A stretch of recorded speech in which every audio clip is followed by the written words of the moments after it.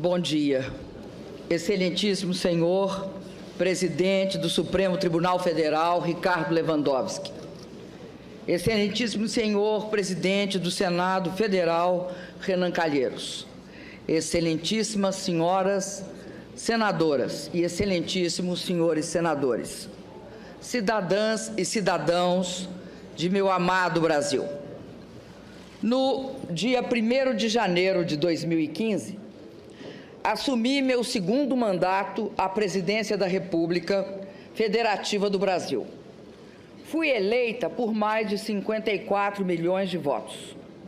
Na minha posse, assumi o compromisso de manter, defender e cumprir a Constituição, bem como o de observar as leis, promover o bem geral do povo brasileiro, sustentar a união, a integridade e a independência do Brasil. Ao exercer a presidência da República, respeitei fielmente o compromisso que assumi perante a nação e aos que me elegeram. E me orgulho disso. Sempre acreditei na democracia e no Estado de Direito. E sempre vi na Constituição de 1988 uma das grandes conquistas do nosso povo. Jamais atentaria contra o que acredito ou praticaria atos contrários aos interesses daqueles que me elegeram. Nesta jornada para me defender do impeachment, me aproximei ainda mais do povo. Tive oportunidade de ouvir seu reconhecimento, de receber seu carinho. Ouvi também críticas duras ao meu governo, a erros que foram cometidos e a medidas e políticas que não foram adotadas. Acolho essas críticas com humildade, até porque, como todos, tenho defeitos e cometo erros. Entre os meus defeitos não está a deslealdade e a covardia. Não traio os compromissos que assumo, os princípios que defendo ou os que lutam ao meu lado. Na luta contra a ditadura, recebi no meu corpo as marcas da tortura. Amarguei por anos o sofrimento da prisão. Vi companheiros e companheiras sendo violentados e até assassinados. Na época, eu era muito jovem. Tinha muito a esperar da vida. Tinha medo da morte, das sequelas da tortura no meu corpo e na minha alma. Mas não cedi.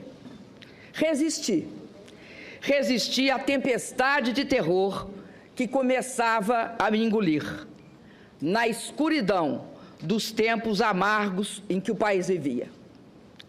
Não mudei de lado. Apesar de receber o peso da injustiça nos meus ombros, continuei lutando pela democracia. Dediquei todos esses anos da minha vida à luta por uma sociedade sem ódios e intolerância. Lutei por uma sociedade livre de preconceitos e de discriminações. Lutei por uma sociedade onde não houvesse miséria ou excluídos. Lutei por um Brasil soberano, mais igual e onde houvesse justiça. Disso tenho orgulho. Quem acredita, luta. Aos quase 70 anos de idade, não seria agora, após ser mãe e avó, que abdicaria dos princípios que sempre me guiaram. Exercendo a presidência da República, tenho honrado o compromisso com o meu país, com a democracia, com o Estado de Direito. Tenho sido intransigente na defesa da honestidade na gestão da coisa pública.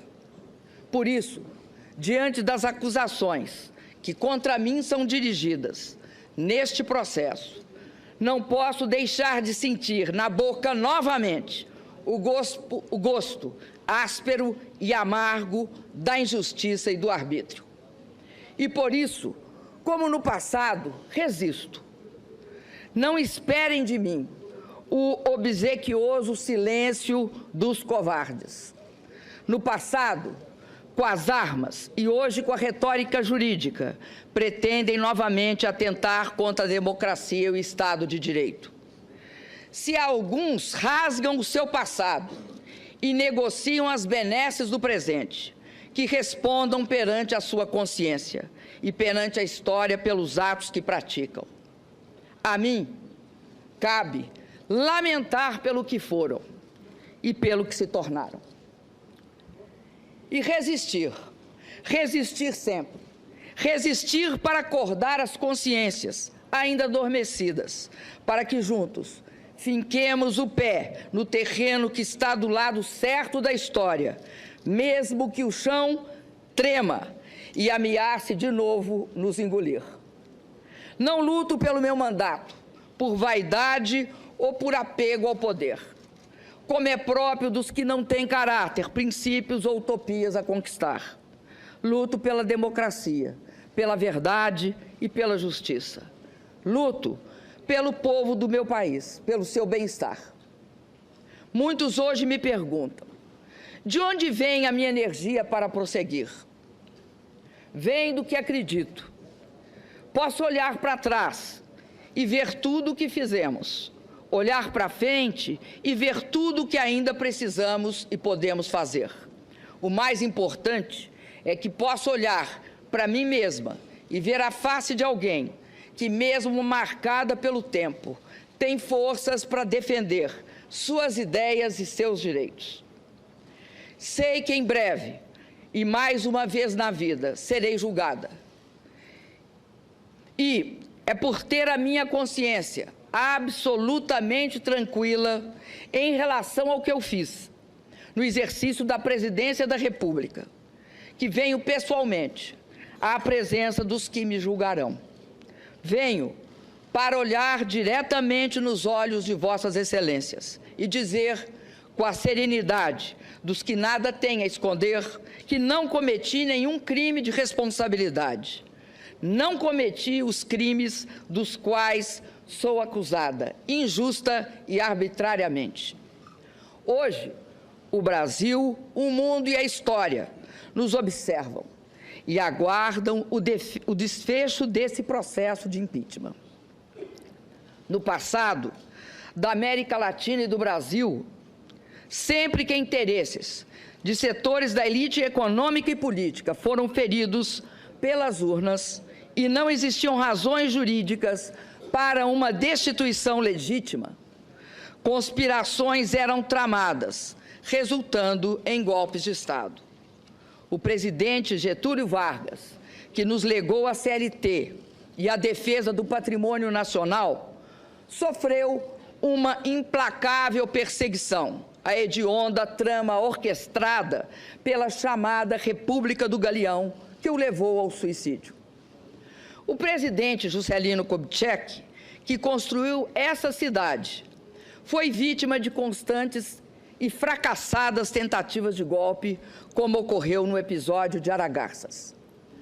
O presidente João Goulart, defensor da democracia, dos direitos dos trabalhadores e das reformas de base, superou o golpe do parlamentarismo, mas foi deposto e instaurou-se a ditadura militar em 1964. Durante 20 anos, vivemos o silêncio imposto pelo arbítrio e a democracia foi varrida de nosso país. Milhões de brasileiros lutaram e reconquistaram o direito a eleições diretas.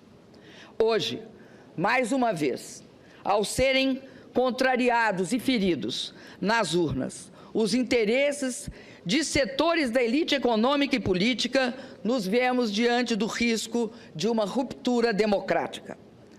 Os padrões políticos dominantes no mundo repelem a violência explícita. Agora, a ruptura democrática se dá por meio da violência moral e de pretextos constitucionais, para que se empreste aparência de legitimidade ao governo que assume sem o amparo das urnas. Invoca-se a Constituição para que o mundo das aparências encubra hipocritamente o mundo dos fatos. As provas produzidas deixam claro e inconteste que as acusações contra mim dirigidas são meros pretextos, embasados por uma frágil retórica jurídica. Nos últimos dias, novos fatos evidenciaram outro aspecto da trama que caracteriza esse processo de impeachment.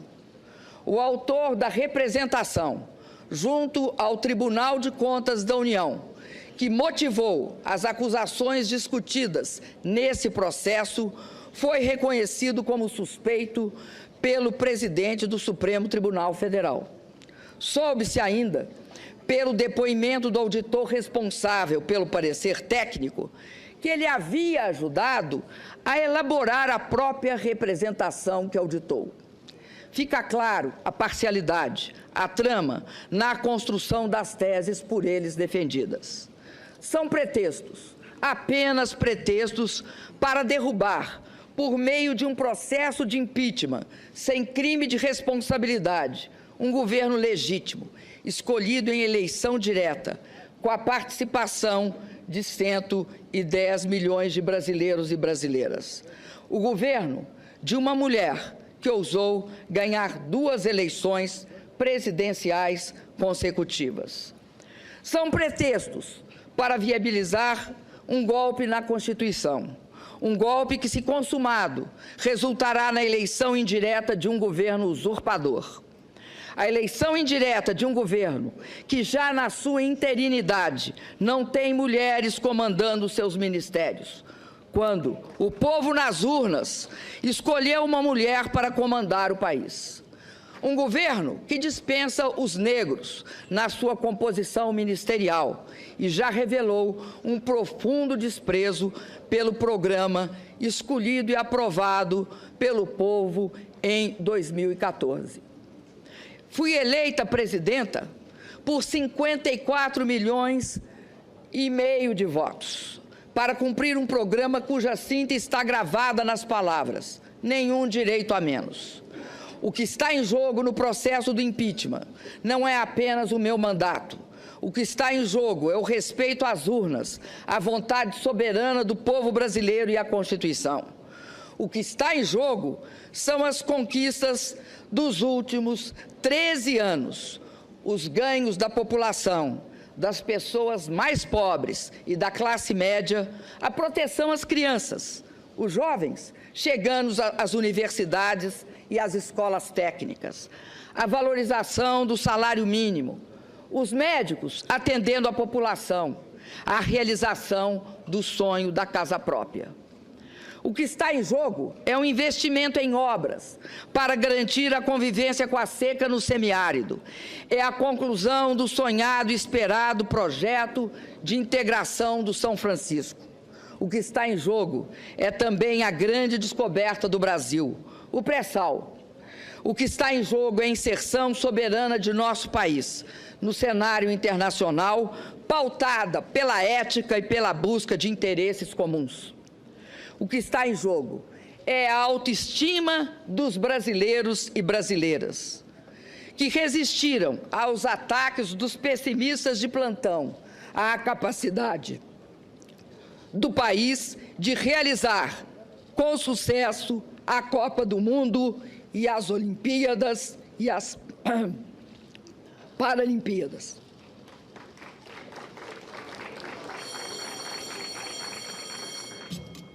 Peço que não se manifestem, por favor. Repito, o que está em jogo é a autoestima dos brasileiros e brasileiras, que resistiram aos ataques dos pessimistas de plantão, a capacidade do país de realizar com sucesso a Copa do Mundo e as Olimpíadas e as Paralimpíadas.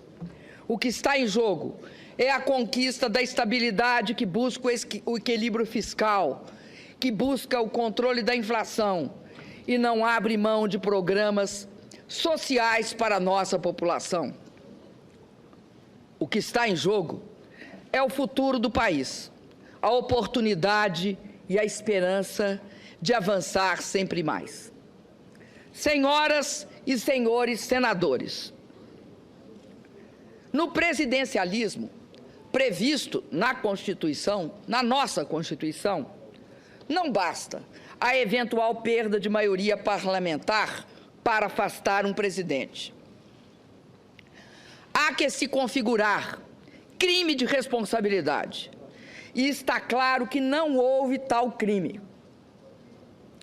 Não é legítimo, como querem os meus acusadores, afastar o chefe de Estado e de governo por não concordarem com o conjunto da obra. Quem afasta o presidente pelo conjunto da obra é o povo, e só o povo nas eleições.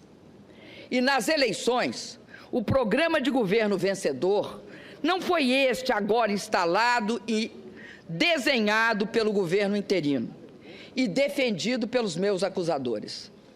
O que pretende o governo interino, se transmudado em efetivo, é um verdadeiro ataque às conquistas dos últimos anos. Desvincular o piso das aposentadorias e pensões do salário mínimo será a destruição do maior instrumento de distribuição de renda do país, que é a Previdência Social. O resultado será mais pobreza, mais mortalidade infantil e a decadência dos pequenos municípios pelo país afora. A revisão dos direitos e garantias sociais previstos na CLT e a proibição do saque do fundo de garantia na demissão do trabalhador são ameaças que pairam sobre a população brasileira, caso prospere o impeachment sem crime de responsabilidade. Conquistas importantes para as mulheres, os negros e as populações LGBT estarão comprometidas pela submissão a princípios ultraconservadores. O nosso patrimônio estará em questão, com os recursos e resultados do pré-sal, as riquezas naturais e minerárias, sendo fortemente ameaçadas e, em muitos casos, privatizadas. A ameaça mais assustadora desse processo de impeachment sem crime de responsabilidade é congelar, por inacreditáveis 20 anos, as despesas com saúde, educação, saneamento e habitação. É impedir que, por 20 anos, mais crianças e jovens tenham acesso às escolas, que, por 20 anos, as pessoas possam ter melhor atendimento à saúde, que, por 20 anos, as famílias possam sonhar com a casa própria. Senhor presidente Ricardo Lewandowski, senhoras e senhores senadores, a verdade é que o resultado eleitoral de 2014 foi um rude golpe em setores da elite conservadora brasileira. Desde a proclamação dos resultados eleitorais, os partidos que apoiavam o candidato derrotado nas eleições fizeram de tudo para impedir a minha posse e a estabilidade do meu governo.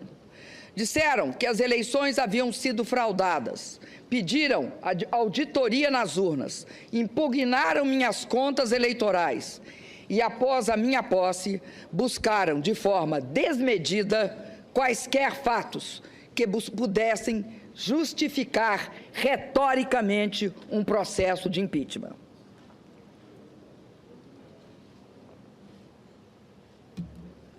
Como é próprio das elites conservadoras e autoritárias, não viam na vontade do povo o elemento legitimador de um governo. Queriam o poder a qualquer preço. Tudo fizeram para destabilizar a mim e ao meu governo. Só é possível compreender a gravidade da crise que assola o Brasil desde 2015, levando-se em consideração a instabilidade política aguda que, desde a minha eleição, tem caracterizado o ambiente em que ocorrem o investimento e a produção de bens e serviços. Não se procurou discutir e aprovar uma melhor proposta para o país. O que se pretendeu permanentemente foi a afirmação do quanto pior, melhor, na busca obsessiva de se desgastar o governo, pouco importando os resultados danosos desta desta questionável ação política para toda a população.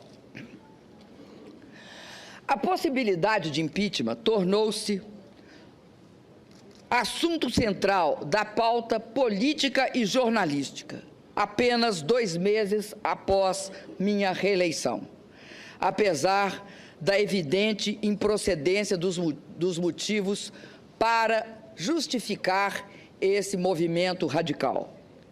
Nesse ambiente de turbulências e incertezas, o risco político permanente, provocado pelo ativismo de parcela considerável da oposição, acabou sendo um elemento central para a retração do investimento e para o aprofundamento da crise econômica. Deve ser também ressaltado que a busca de reequilíbrio fiscal, desde 2015, encontrou forte resistência na Câmara dos Deputados, à época presidida pelo deputado Eduardo Cunha. Os projetos enviados pelo governo foram rejeitados, parcial ou integralmente. Pautas bombas foram apresentadas e algumas aprovadas. As comissões permanentes da Câmara, em 2016, só funcionaram a partir do dia 5 de maio, ou seja, 1 semana antes da aceitação do processo de impeachment pela Comissão do Senado Federal. Os senhores e as senhoras senadores sabem que o funcionamento dessas comissões era e é absolutamente indispensável para a aprovação de matérias que interferem no cenário fiscal e possam encaminhar a saída para a crise. Foi criado, assim, o desejado ambiente de instabilidade política, propício à abertura do processo de impeachment sem crime de responsabilidade. Sem essas ações, o Brasil certamente estaria em uma situação melhor, política, econômica e fiscal do que está hoje. Muitos articularam e votaram contra propostas que durante toda a vida defenderam, sem pensar nas consequências que seus gestos trariam para o país e para o povo brasileiro. Queriam aproveitar a crise econômica, porque sabiam que assim que meu governo viesse a superá-la, sua aspiração de acesso ao poder haveria de ficar sepultada por mais um longo período. Mas, a bem da verdade, as forças oposicionistas somente conseguiram levar adiante o seu intento quando outra poderosa força política a eles se agregou. A força política dos que queriam evitar a continuidade da sangria de setores da classe política, motivada pelas investigações sobre a corrupção e o desvio do dinheiro público. É notório que durante o meu governo e o do presidente Lula foram dadas todas as condições para que as investigações fossem realizadas. Propusemos importantes leis que dotaram os órgãos competentes de condições para investigar e punir os culpados. Assegurei a autonomia do Ministério Público. Não permiti qualquer interferência política na atuação da Polícia Federal. Contrariei interesses. Por isso, paguei e pago um elevado preço pessoal pela postura que tive. Arquitetaram a minha destituição, independentemente da existência de quaisquer fatos que pudessem justificá-la perante a nossa Constituição. Encontraram, na pessoa do ex-presidente da Câmara dos Deputados, Eduardo Cunha, o vértice da sua aliança golpista. Articularam e viabilizaram a perda da maioria parlamentar do governo. Situações foram criadas com o apoio escancarado de setores da mídia para construir o clima político necessário para a desconstituição do resultado eleitoral de 2014. Todos sabem que este processo de impeachment foi aberto por uma chantagem explícita do ex-presidente da Câmara, Eduardo Cunha, como chegou a reconhecer em declarações à imprensa um dos próprios denunciantes. Exigia aquele parlamentar que eu intercedesse para que deputados do meu partido não votassem pela abertura do seu processo de cassação. Nunca aceitei na minha vida ameaças ou chantagens. Se não o fiz antes, não o faria na condição de presidenta da República. É fato, porém, que não ter me curvado a esta chantagem motivou o recebimento da denúncia por crime de responsabilidade e a abertura deste processo.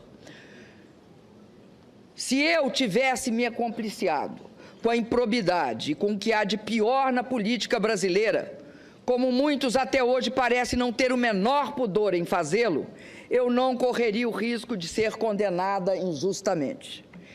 Quem se acumplicia ao imoral e ao ilícito não tem respeitabilidade para governar o país.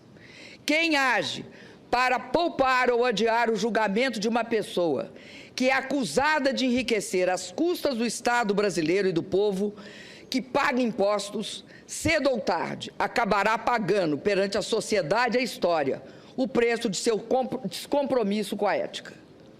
Tem, e todos sabem, muito orgulho. Todos sabem que não enriqueci no exercício de cargos públicos, que não desviei de dinheiro público em meu governo, em benefício próprio, nem de meus familiares, e que não possuo contas ou imóveis no exterior. Sempre agi com absoluta probidade nos cargos públicos que ocupei ao longo da minha vida. Curiosamente, serei julgada por crimes que não cometi. Antes do julgamento do ex-presidente da Câmara, acusado de ter praticado gravíssimos atos ilícitos e que liderou as tramas e os ardis que alavancaram as ações voltadas à minha destituição. Ironia da história? Não, de forma nenhuma. Trata-se de uma ação deliberada, que conta com o silêncio cúmplice de setores da grande mídia brasileira. Viola-se a democracia e pune-se uma inocente.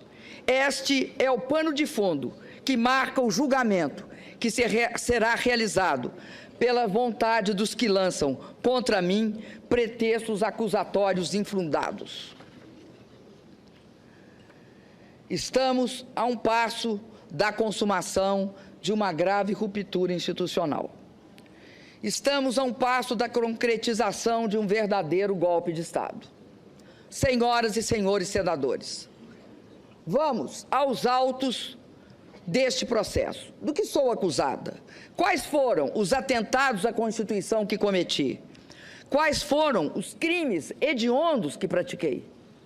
A primeira acusação refere-se à edição de 3 decretos de crédito suplementar sem autorização legislativa. Ao longo de todo o processo, mostramos que a edição desses decretos seguiu todas as regras legais. Respeitamos a previsão contida na Constituição, a meta definida na LDO e as autorizações estabelecidas no artigo 4º da Lei Orçamentária de 2015, aprovadas pelo Congresso Nacional. Todas essas previsões legais foram respeitadas em relação aos 3 decretos. Eles apenas ofereceram alternativas para a alocação dos mesmos limites de empenho e financeiro estabelecidos pelo decreto de contingenciamento, que não foram alterados. Repito, pelos decretos de contingenciamento que não foram alterados. Por isso, não afetaram em nada a meta fiscal. Ademais, em 2014, por iniciativa do próprio Executivo, o Congresso aprovou a inclusão na LDO da obrigatoriedade que qualquer crédito aberto deve ter sua execução subordinada ao decreto de descontingenciamento editado segundo as normas estabelecidas pela Lei Complementar de Responsabilidade Fiscal. E isso foi precisamente respeitado.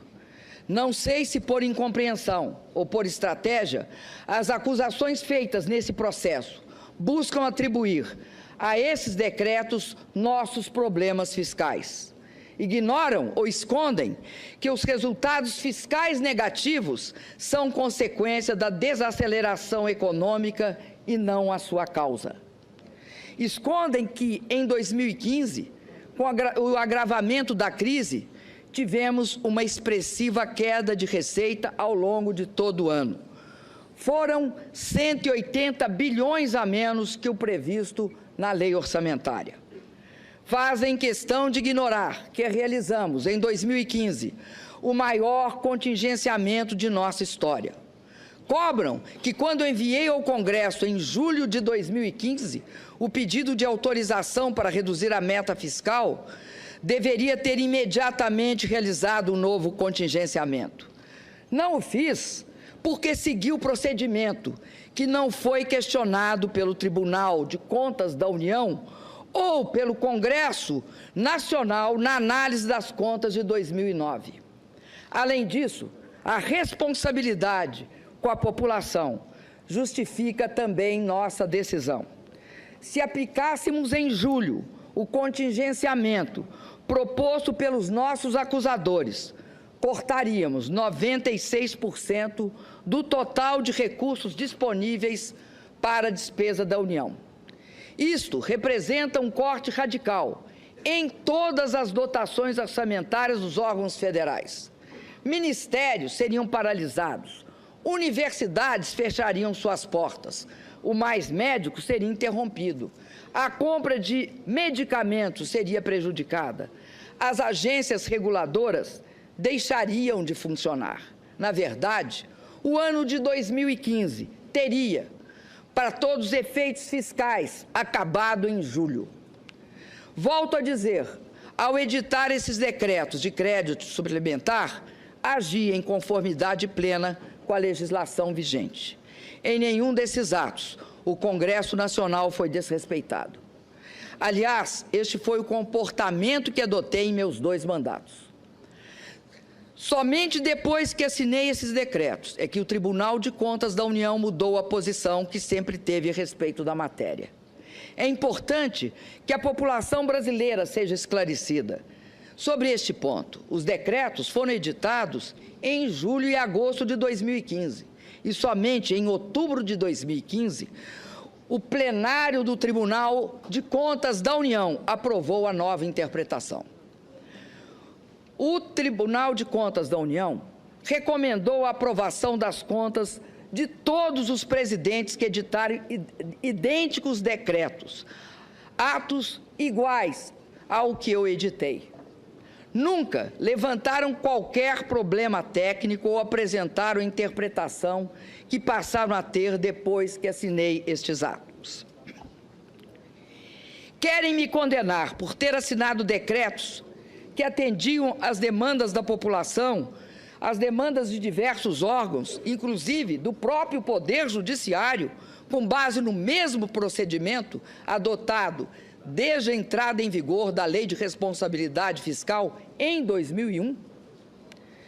Por ter assinado decretos que, somados, não implicaram, como provado nos autos, em nenhum centavo de gastos a mais para prejudicar a meta fiscal? A segunda denúncia dirigida contra mim neste processo também é injusta e frágil.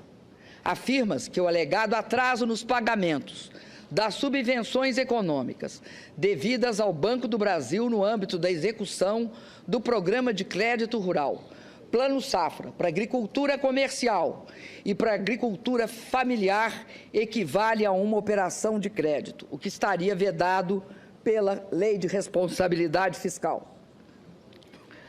Como minha defesa e várias testemunhas já relataram, a execução do Plano Safra é regida por uma lei de 1992, que atribui ao Ministério da Fazenda a competência de sua normatização, inclusive em relação à própria atuação do Banco do Brasil.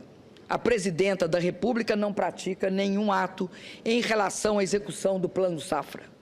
Parece óbvio, além de juridicamente justo, que eu não seja acusada por um ato inexistente.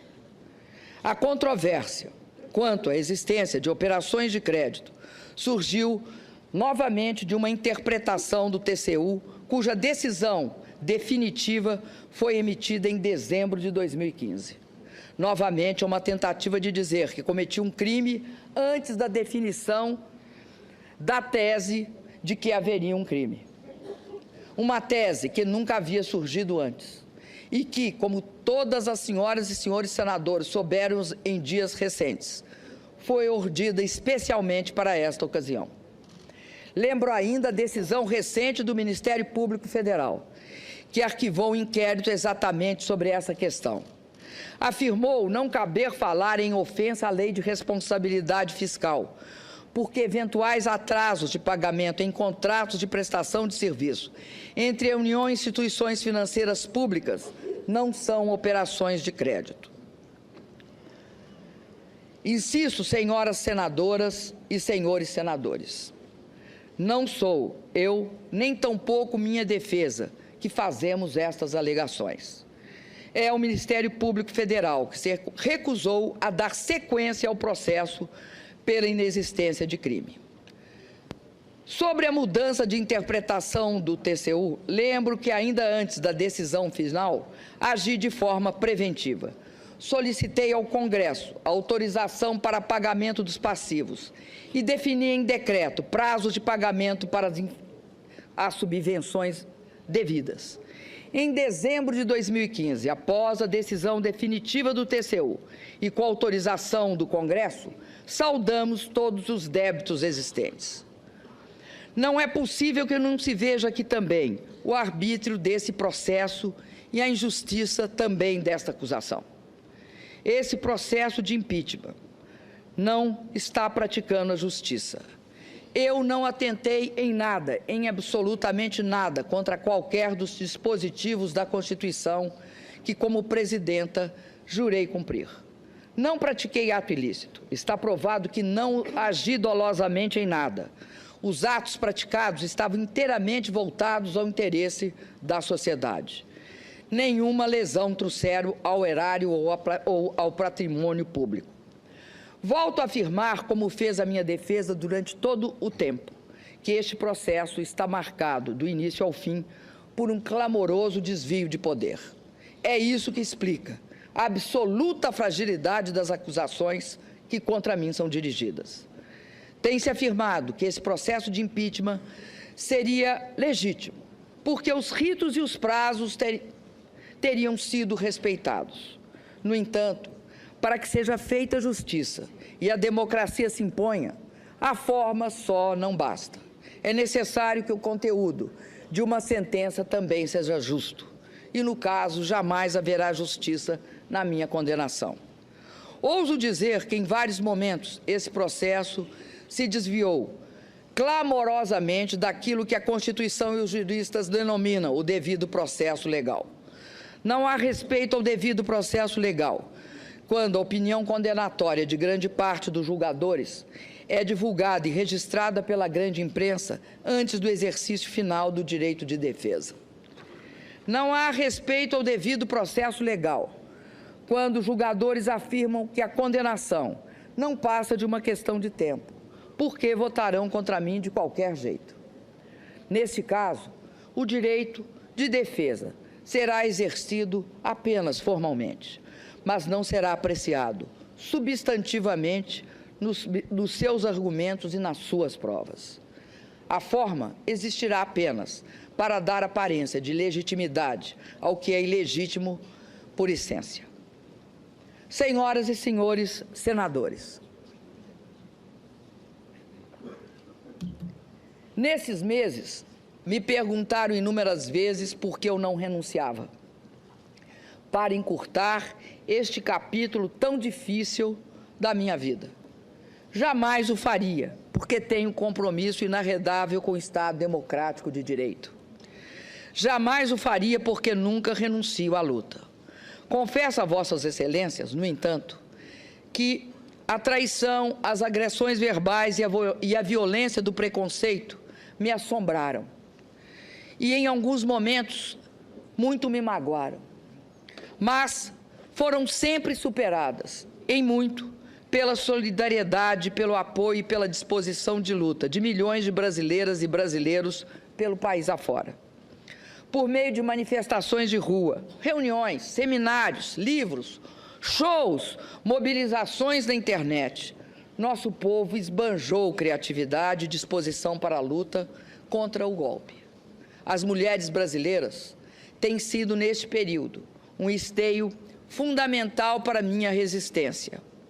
Me cobriram de flores e me protegeram com sua solidariedade. Parceiras incansáveis de uma batalha em que a misoginia e o preconceito mostraram suas garras. As brasileiras expressaram nesse combate pela democracia e pelos direitos sua força e resiliência. Bravas mulheres brasileiras que tenho a honra e o dever de representar como primeira mulher presidenta da República. Chego à última etapa deste processo, comprometida com a realização de uma demanda da maioria dos brasileiros, convocá-los a decidir nas urnas sobre o futuro de nosso país. Diálogo, participação e voto direto e livre são as melhores armas que temos para preservar a democracia. Confio que as senhoras senadoras e os senhores senadores farão justiça. Tenho a consciência tranquila. Não pratiquei nenhum crime de responsabilidade. As acusações dirigidas contra mim são injustas e descabidas. Cassar em definitivo meu mandato é como me submeter a uma pena de morte política. Esse é o segundo julgamento a que sou submetida em que a democracia tem assento junto comigo no banco dos réus. Na primeira vez, fui condenada por um tribunal de exceção. Daquela época, além das marcas dolorosas da tortura, ficou o registro em uma foto da minha presença diante dos meus algozes, no momento em que eu os olhava, de cabeça erguida, enquanto eles escondiam os rostos com medo de serem reconhecidos e julgados pela história. Hoje, 4 décadas depois, não há prisão ilegal, não há tortura. Meus julgadores chegaram aqui pelo voto, mesmo voto popular que me conduziu à presidência.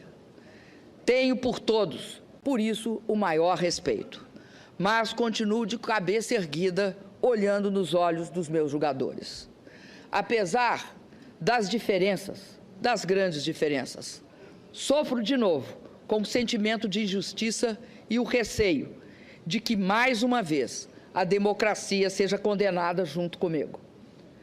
E não tenho dúvida que também, desta vez, todos nós seremos julgados pela história. Por 2 vezes, vi de perto a face da morte. Quando fui torturada por dias seguidos, submetida a sevícias que nos faziam duvidar da humanidade e do próprio sentido da vida. E quando uma doença grave e extremamente dolorosa poderia ter abreviado a minha existência.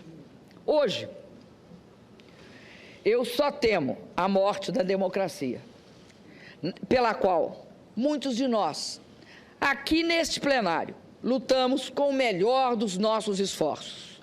Reitero, respeito os meus julgadores.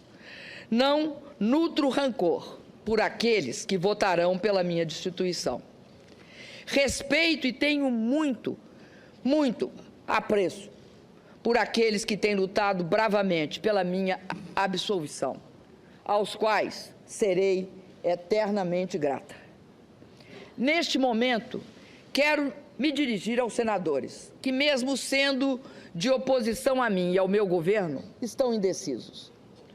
Lembrem-se que no regime presidencialista e sob a égide da nossa Constituição, uma condenação política exige obrigatoriamente a ocorrência de um crime de responsabilidade, cometido dolosamente e comprovado de forma cabal. Lembrem-se do terrível precedente que a decisão pode abrir para outros presidentes que virão, governadores e prefeitos, atuais e futuros.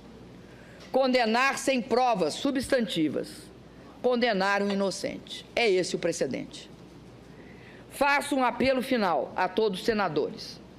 Não aceitem um golpe que, em vez de solucionar, agravará a crise brasileira.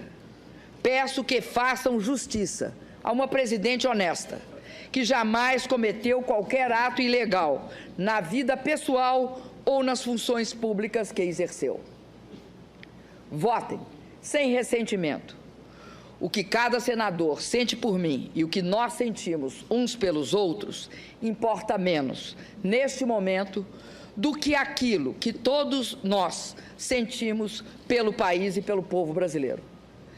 Peço, votem contra o impeachment, votem pela democracia. Muito obrigada.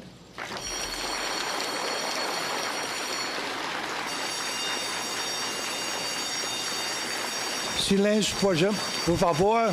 Silêncio. Silêncio. Silêncio.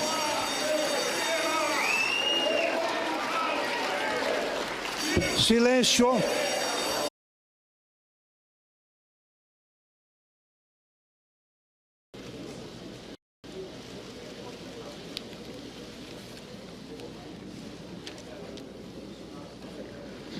Bom dia. Excelentíssimo senhor presidente do Supremo Tribunal Federal, Ricardo Lewandowski. Excelentíssimo senhor presidente do Senado Federal, Renan Calheiros. Excelentíssimas senhoras senadoras e excelentíssimos senhores senadores. Cidadãs e cidadãos de meu amado Brasil. No dia 1º de janeiro de 2015, assumi meu segundo mandato à presidência da República Federativa do Brasil. Fui eleita por mais de 54 milhões de votos. Na minha posse, assumi o compromisso de manter, defender e cumprir a Constituição, bem como o de observar as leis, promover o bem geral do povo brasileiro, sustentar a União, a integridade e a independência do Brasil. Ao exercer a presidência da República, respeitei fielmente o compromisso que assumi perante a nação e aos que me elegeram. E me orgulho disso. Sempre acreditei na democracia e no Estado de Direito. E sempre vi na Constituição de 1988 uma das grandes conquistas do nosso povo. Jamais atentaria contra o que acredito ou praticaria atos contrários aos interesses daqueles que me elegeram. Nesta jornada para me defender do impeachment, me aproximei ainda mais do povo.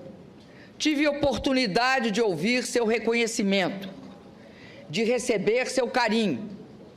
Ouvi também críticas duras ao meu governo, a erros que foram cometidos e a medidas e políticas que não foram adotadas. Acolho essas críticas com humildade, até porque, como todos, tenho defeitos e cometo erros. Entre os meus defeitos não está a deslealdade e a covardia. Não traio os compromissos que assumo, os princípios que defendo ou os que lutam ao meu lado.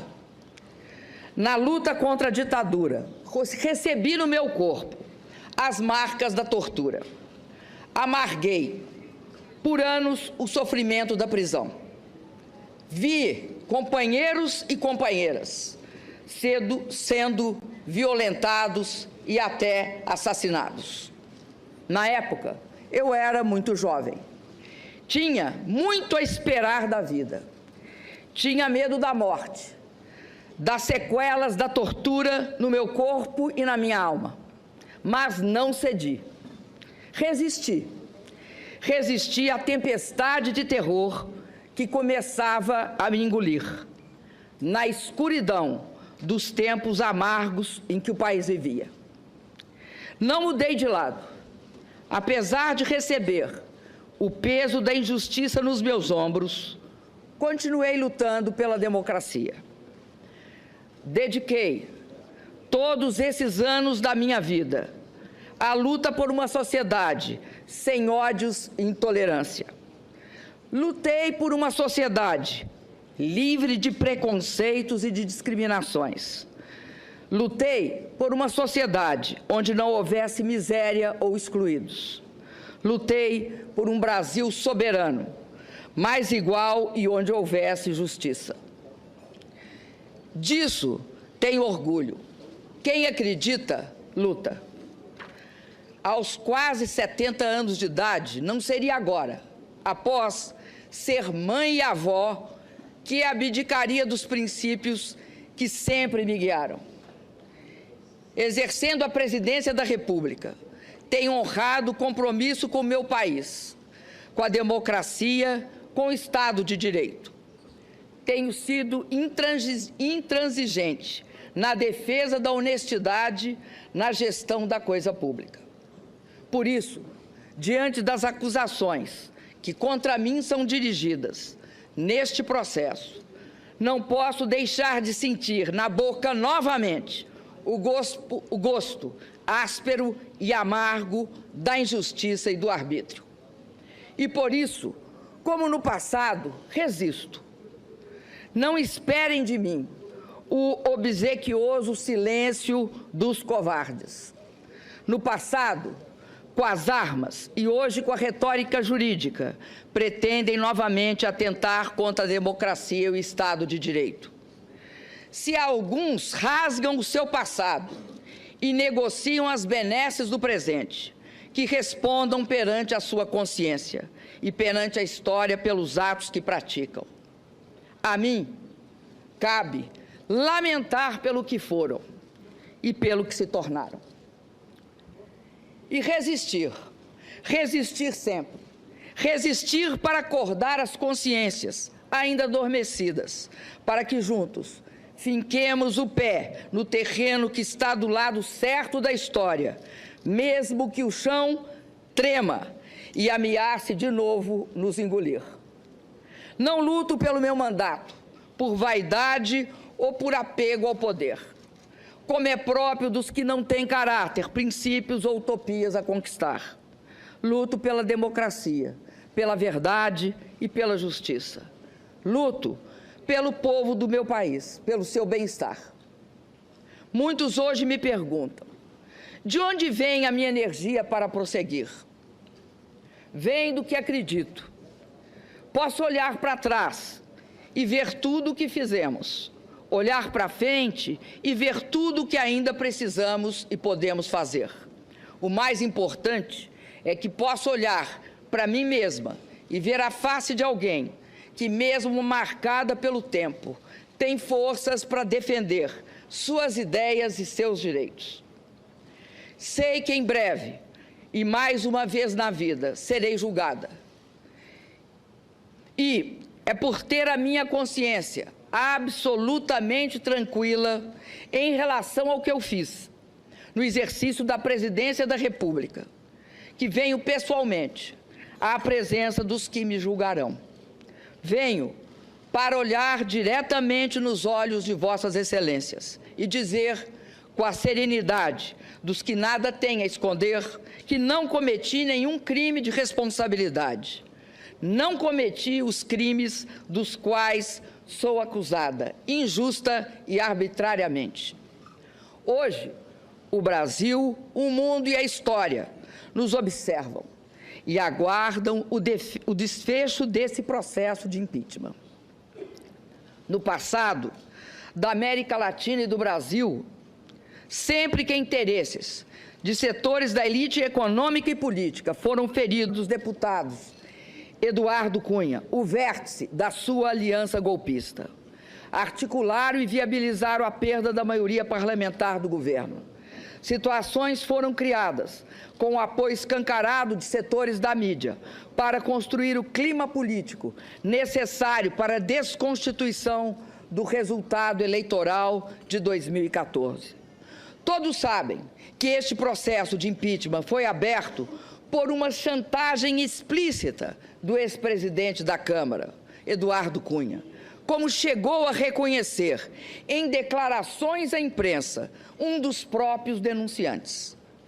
exigia aquele parlamentar que eu intercedesse para que deputados do meu partido não votassem pela abertura do seu processo de cassação. Nunca aceitei na minha vida ameaças ou chantagens. Se não o fiz antes, não o faria na condição de presidenta da República. É fato, porém, que não ter me curvado a esta chantagem motivou o recebimento da denúncia por crime de responsabilidade e a abertura deste processo. Se eu tivesse me acompliciado com a improbidade e com o que há de pior na política brasileira, como muitos até hoje parecem não ter o menor pudor em fazê-lo, eu não correria o risco de ser condenada injustamente. Quem se acomplicia ao imoral e ao ilícito não tem respeitabilidade para governar o país. Quem age para poupar ou adiar o julgamento de uma pessoa que é acusada de enriquecer às custas do Estado brasileiro e do povo, que paga impostos, cedo ou tarde, acabará pagando perante a sociedade e a história o preço de seu descompromisso com a ética. Tem, e todos sabem, muito orgulho.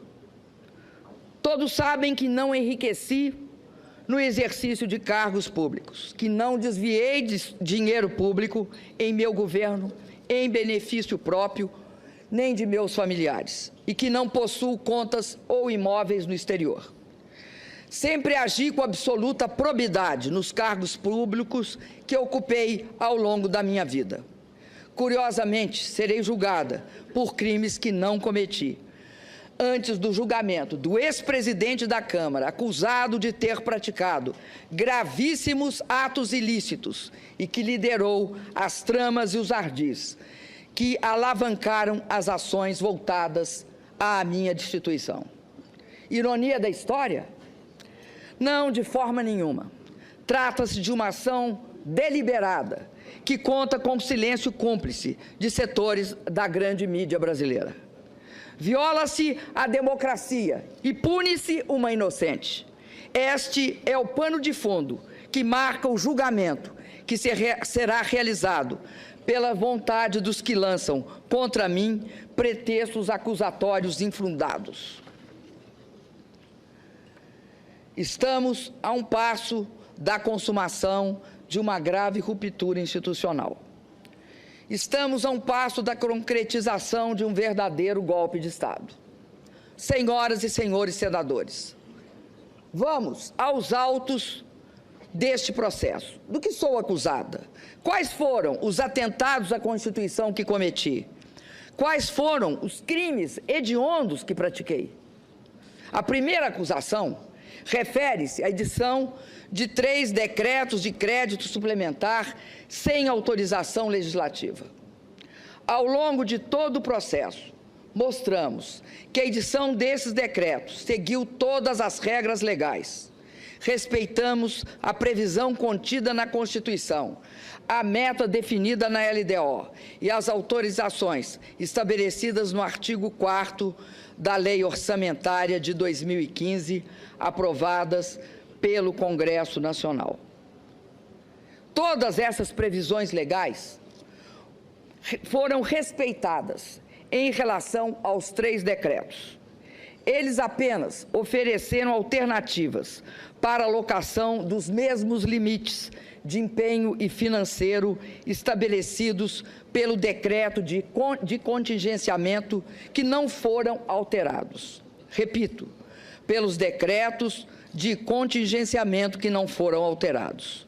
Por isso, não afetaram em nada a meta fiscal. Ademais, em 2014, por iniciativa do próprio Executivo, o Congresso aprovou a inclusão na LDO da obrigatoriedade que qualquer crédito aberto deve ter sua execução subordinada ao decreto de descontingenciamento editado segundo as normas estabelecidas pela Lei Complementar de Responsabilidade Fiscal. E isso foi precisamente respeitado. Não sei se por incompreensão ou por estratégia, as acusações feitas nesse processo buscam atribuir a esses decretos nossos problemas fiscais. Ignoram ou escondem que os resultados fiscais negativos são consequência da desaceleração econômica e não a sua causa. Escondem que, em 2015, com o agravamento da crise, tivemos uma expressiva queda de receita ao longo de todo o ano. Foram 180 bilhões a menos que o previsto na lei orçamentária. Fazem questão de ignorar que realizamos, em 2015, o maior contingenciamento de nossa história. Cobram que, quando enviei ao Congresso, em julho de 2015, o pedido de autorização para reduzir a meta fiscal, deveria ter imediatamente realizado um novo contingenciamento. Não o fiz porque segui o procedimento que não foi questionado pelo Tribunal de Contas da União ou pelo Congresso Nacional na análise das contas de 2009. Além disso, a responsabilidade com a população justifica também nossa decisão. Se aplicássemos em julho o contingenciamento proposto pelos nossos acusadores, cortaríamos 96% do total de recursos disponíveis para a despesa da União. Isto representa um corte radical em todas as dotações orçamentárias dos órgãos federais. Ministérios seriam paralisados, universidades fechariam suas portas, o Mais Médico seria interrompido, a compra de medicamentos seria prejudicada, as agências reguladoras deixariam de funcionar. Na verdade, o ano de 2015 teria, para todos os efeitos fiscais, acabado em julho. Volto a dizer, ao editar esses decretos de crédito suplementar, agi em conformidade plena com a legislação vigente. Em nenhum desses atos, o Congresso Nacional foi desrespeitado.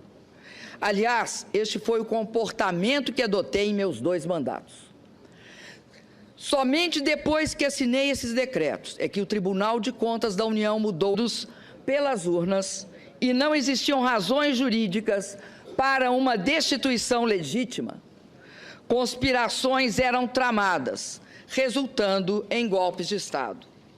O presidente Getúlio Vargas, que nos legou a CLT e a defesa do patrimônio nacional, sofreu uma implacável perseguição, a hedionda trama orquestrada pela chamada República do Galeão, que o levou ao suicídio. O presidente Juscelino Kubitschek, que construiu essa cidade, foi vítima de constantes e fracassadas tentativas de golpe, como ocorreu no episódio de Aragarças. O presidente João Goulart, defensor da democracia, dos direitos dos trabalhadores e das reformas de base, superou o golpe do parlamentarismo, mas foi deposto e instaurou-se a ditadura militar em 1964. Durante 20 anos, vivemos o silêncio imposto pelo arbítrio e a democracia foi varrida de nosso país. Milhões de brasileiros lutaram e reconquistaram o direito a eleições diretas. Hoje, mais uma vez, ao serem contrariados e feridos nas urnas os interesses de setores da elite econômica e política, nos vemos diante do risco de uma ruptura democrática. Os padrões políticos dominantes no mundo repelem a violência explícita.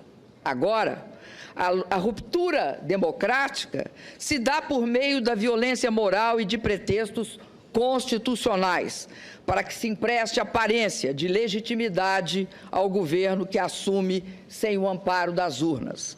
Invoca-se a Constituição para que o mundo das aparências encubra hipocritamente o mundo dos fatos. As provas produzidas deixam claro e inconteste que as acusações contra mim dirigidas são meros pretextos, embasados por uma frágil retórica jurídica. Nos últimos dias, novos fatos evidenciaram outro aspecto da trama que caracteriza esse processo de impeachment. O autor da representação, junto ao Tribunal de Contas da União, que motivou as acusações discutidas nesse processo, foi reconhecido como suspeito pelo presidente do Supremo Tribunal Federal. Soube-se ainda, pelo depoimento do auditor responsável pelo parecer técnico, que ele havia ajudado a elaborar a própria representação que auditou. Fica claro a parcialidade, a trama na construção das teses por eles defendidas. São pretextos, apenas pretextos para derrubar, por meio de um processo de impeachment, sem crime de responsabilidade, um governo legítimo, escolhido em eleição direta, com a participação de 110 milhões de brasileiros e brasileiras. O governo de uma mulher que ousou ganhar 2 eleições presidenciais consecutivas. São pretextos para viabilizar um golpe na Constituição, um golpe que, se consumado, resultará na eleição indireta de um governo usurpador. A eleição indireta de um governo que, já na sua interinidade, não tem mulheres comandando seus ministérios, quando o povo nas urnas escolheu uma mulher para comandar o país. Um governo que dispensa os negros na sua composição ministerial e já revelou um profundo desprezo pelo programa escolhido e aprovado pelo povo em 2014. Fui eleita presidenta por 54 milhões e meio de votos, para cumprir um programa cuja síntese está gravada nas palavras: nenhum direito a menos. O que está em jogo no processo do impeachment não é apenas o meu mandato. O que está em jogo é o respeito às urnas, à vontade soberana do povo brasileiro e à Constituição. O que está em jogo são as conquistas dos últimos 13 anos, os ganhos da população, das pessoas mais pobres e da classe média, a proteção às crianças, os jovens chegando às universidades e às escolas técnicas, a valorização do salário mínimo, os médicos atendendo a população, a realização do sonho da casa própria. O que está em jogo é um investimento em obras para garantir a convivência com a seca no semiárido.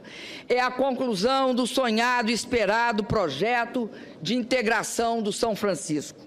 O que está em jogo é também a grande descoberta do Brasil, o pré-sal.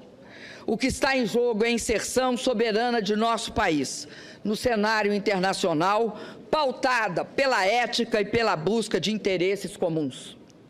O que está em jogo é a autoestima dos brasileiros e brasileiras, que resistiram aos ataques dos pessimistas de plantão, à capacidade do país de realizar com sucesso a Copa do Mundo e as Olimpíadas e as Paralimpíadas.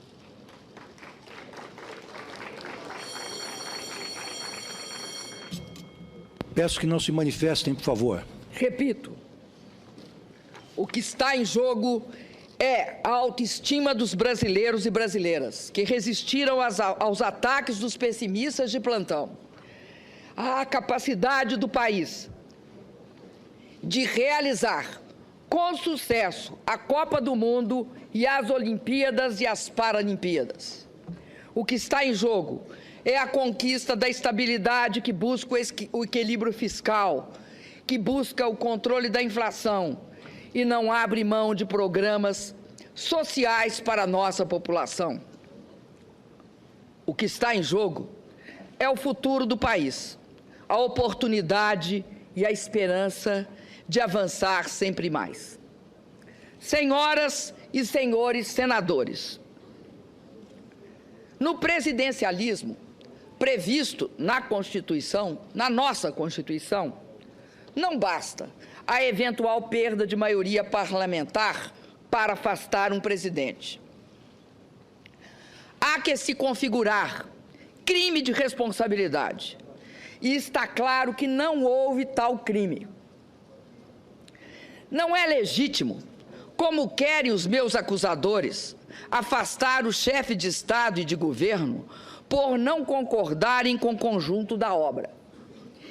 Quem afasta o presidente pelo conjunto da obra é o povo, e só o povo nas eleições. E nas eleições, o programa de governo vencedor não foi este agora instalado e desenhado pelo governo interino e defendido pelos meus acusadores, a posição que sempre teve a respeito da matéria. É importante que a população brasileira seja esclarecida sobre este ponto. Os decretos foram editados em julho e agosto de 2015 e somente em outubro de 2015 o plenário do Tribunal de Contas da União aprovou a nova interpretação. O Tribunal de Contas da União recomendou a aprovação das contas de todos os presidentes que editaram idênticos decretos, atos iguais ao que eu editei. Nunca levantaram qualquer problema técnico ou apresentaram interpretação que passaram a ter depois que assinei estes atos. Querem me condenar por ter assinado decretos que atendiam às demandas da população, às demandas de diversos órgãos, inclusive do próprio Poder Judiciário, com base no mesmo procedimento adotado desde a entrada em vigor da Lei de Responsabilidade Fiscal em 2001? Por ter assinado decretos que, somados, não implicaram, como provado nos autos, em nenhum centavo de gastos a mais para prejudicar a meta fiscal? A segunda denúncia dirigida contra mim neste processo também é injusta e frágil. Afirma-se que o alegado atraso nos pagamentos das subvenções econômicas devidas ao Banco do Brasil no âmbito da execução do Programa de Crédito Rural, Plano Safra, para agricultura comercial e para agricultura familiar equivale a uma operação de crédito, o que estaria vedado pela Lei de Responsabilidade Fiscal. Como minha defesa e várias testemunhas já relataram, a execução do Plano Safra é regida por uma lei de 1992, que atribui ao Ministério da Fazenda a competência de sua normatização, inclusive em relação à própria atuação do Banco do Brasil. A Presidenta da República não pratica nenhum ato em relação à execução do Plano Safra. Parece óbvio, além de juridicamente justo, que eu não seja acusada por um ato inexistente. A controvérsia quanto à existência de operações de crédito surgiu novamente de uma interpretação do TCU, cuja decisão definitiva foi emitida em dezembro de 2015. Novamente, é uma tentativa de dizer que cometi um crime antes da definição da tese de que haveria um crime. Uma tese que nunca havia surgido antes e que, como todas as senhoras e senhores senadores souberam em dias recentes, foi urdida especialmente para esta ocasião. Lembro ainda a decisão recente do Ministério Público Federal, que arquivou um inquérito exatamente sobre essa questão. Afirmou não caber falar em ofensa à Lei de Responsabilidade Fiscal, porque eventuais atrasos de pagamento em contratos de prestação de serviço entre a União e instituições financeiras públicas não são operações de crédito. Insisto, senhoras senadoras e senhores senadores, não sou eu, nem tampouco minha defesa, que fazemos estas alegações. É o Ministério Público Federal que se recusou a dar sequência ao processo pela inexistência de crime. Sobre a mudança de interpretação do TCU, lembro que ainda antes da decisão final, agi de forma preventiva. Solicitei ao Congresso autorização para pagamento dos passivos e defini em decreto prazos de pagamento para as subvenções devidas. Em dezembro de 2015, após a decisão definitiva do TCU e com autorização do Congresso, saldamos todos os débitos existentes. Não é possível que não se veja aqui também o arbítrio desse processo e a injustiça também desta acusação. Esse processo de impeachment não está praticando a justiça. Eu não atentei em nada, em absolutamente nada, contra qualquer dos dispositivos da Constituição que, como presidenta, jurei cumprir.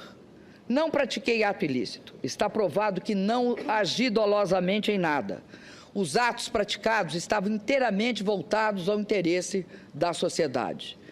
Nenhuma lesão trouxeram ao erário ou ao patrimônio público. Volto a afirmar, como fez a minha defesa durante todo o tempo, que este processo está marcado, do início ao fim, por um clamoroso desvio de poder. É isso que explica a absoluta fragilidade das acusações que contra mim são dirigidas. Tem-se afirmado que esse processo de impeachment seria legítimo, porque os ritos e os prazos teriam sido respeitados. No entanto, para que seja feita justiça e a democracia se imponha, a forma só não basta. É necessário que o conteúdo de uma sentença também seja justo. E, no caso, jamais haverá justiça na minha condenação. Ouso dizer que, em vários momentos, esse processo se desviou clamorosamente daquilo que a Constituição e os juristas denominam o devido processo legal. Não há respeito ao devido processo legal quando a opinião condenatória de grande parte dos julgadores é divulgada e registrada pela grande imprensa antes do exercício final do direito de defesa. Não há respeito ao devido processo legal quando os julgadores afirmam que a condenação não passa de uma questão de tempo, porque votarão contra mim de qualquer jeito. Nesse caso, o direito de defesa será exercido apenas formalmente, mas não será apreciado substantivamente nos seus argumentos e nas suas provas. A forma existirá apenas para dar aparência de legitimidade ao que é ilegítimo por essência. Senhoras e senhores senadores, nesses meses, me perguntaram inúmeras vezes por que eu não renunciava, para encurtar este capítulo tão difícil da minha vida. Jamais o faria, porque tenho compromisso inarredável com o Estado democrático de direito. Jamais o faria porque nunca renuncio à luta. Confesso a vossas excelências, no entanto, que a traição, as agressões verbais e a violência do preconceito me assombraram. E, em alguns momentos, muito me magoaram. Mas foram sempre superadas, em muito, pela solidariedade, pelo apoio e pela disposição de luta de milhões de brasileiras e brasileiros pelo país afora. Por meio de manifestações de rua, reuniões, seminários, livros, shows, mobilizações na internet, nosso povo esbanjou criatividade e disposição para a luta contra o golpe. As mulheres brasileiras têm sido, neste período, um esteio fundamental para minha resistência.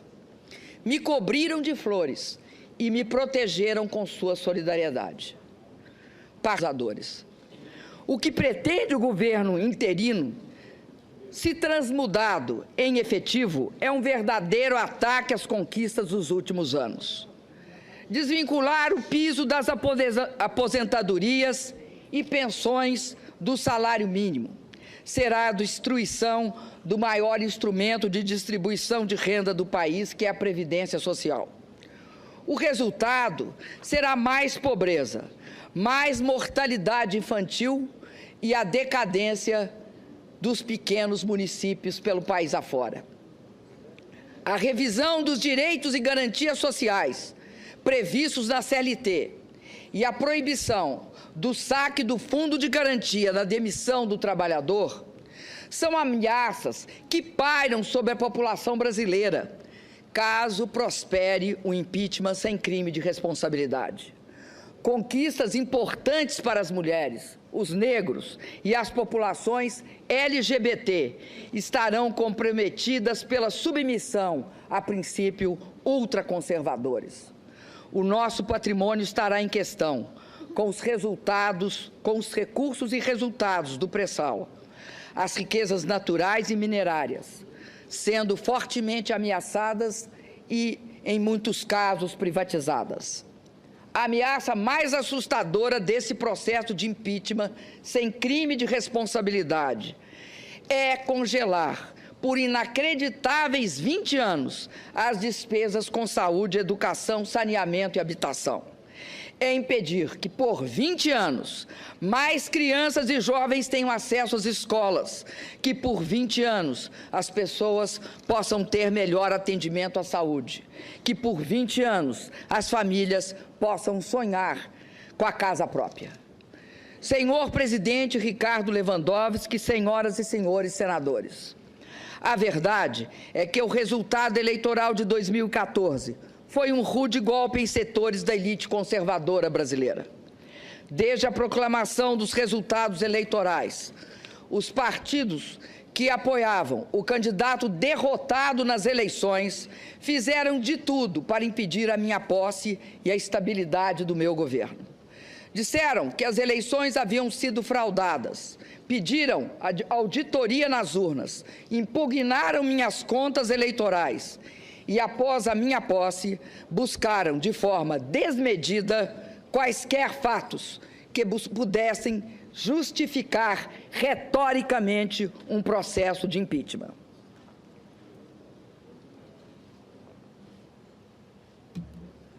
Como é próprio das elites conservadoras e autoritárias, não viam na vontade do povo o elemento legitimador de um governo. Queriam o poder a qualquer preço. Tudo fizeram para destabilizar a mim e ao meu governo. Só é possível compreender a gravidade da crise que assola o Brasil desde 2015, levando-se em consideração a instabilidade política aguda que, desde a minha eleição, tem caracterizado o ambiente em que ocorrem o investimento e a produção de bens e serviços. Não se procurou discutir e aprovar uma melhor proposta para o país. O que se pretendeu permanentemente foi a afirmação do quanto pior, melhor, na busca obsessiva de se desgastar o governo, pouco importando os resultados danosos desta questionável ação política para toda a população. A possibilidade de impeachment tornou-se assunto central da pauta política e jornalística, apenas 2 meses após minha reeleição, apesar da evidente improcedência dos motivos para justificar esse movimento radical. Nesse ambiente de turbulências e incertezas, o risco político permanente, provocado pelo ativismo de parcela considerável da oposição, acabou sendo um elemento central para a retração do investimento e para o aprofundamento da crise econômica. Deve ser também ressaltado que a busca de reequilíbrio fiscal, desde 2015, encontrou forte resistência na Câmara dos Deputados, à época presidida pelo deputado Eduardo Cunha. Os projetos enviados pelo governo foram rejeitados, parcial ou integralmente. Pautas bombas foram apresentadas e algumas aprovadas. As comissões permanentes da Câmara, em 2016, só funcionaram a partir do dia 5 de maio, ou seja, uma semana antes da aceitação do processo de impeachment pela Comissão do Senado Federal. Os senhores e as senhoras senadores sabem que o funcionamento dessas comissões era e é absolutamente indispensável para a aprovação de matérias que interferem no cenário fiscal e possam encaminhar a saída para a crise. Foi criado, assim, o desejado ambiente de instabilidade política, propício à abertura do processo de impeachment sem crime de responsabilidade. Sem essas ações, o Brasil certamente estaria em uma situação melhor política econômica e fiscal do que está hoje. Muitos articularam e votaram contra propostas que durante toda a vida defenderam, sem pensar nas consequências que seus gestos trariam para o país e para o povo brasileiro. Queriam aproveitar a crise econômica, porque sabiam que assim que meu governo viesse a superá-la, sua aspiração de acesso ao poder haveria de ficar sepultada por mais um longo período. Mas, a bem da verdade, as forças oposicionistas somente conseguiram levar adiante o seu intento quando outra poderosa força política a eles se agregou. A força política dos que queriam evitar a continuidade da sangria de setores da classe política, motivada pelas investigações sobre a corrupção e o desvio do dinheiro público. É notório que durante o meu governo e o do presidente Lula foram dadas todas as condições para que as investigações fossem realizadas. Propusemos importantes leis que dotaram os órgãos competentes de condições para investigar e punir os culpados. Assegurei a autonomia do Ministério Público. Não permiti qualquer interferência política na atuação da Polícia Federal. Contrariei interesses. Por isso, paguei e pago um elevado preço pessoal pela postura que tive. Arquitetaram a minha destituição, independentemente da existência de quaisquer fatos que pudessem justificá-la perante a nossa Constituição. Encontraram, na pessoa do ex-presidente da Câmara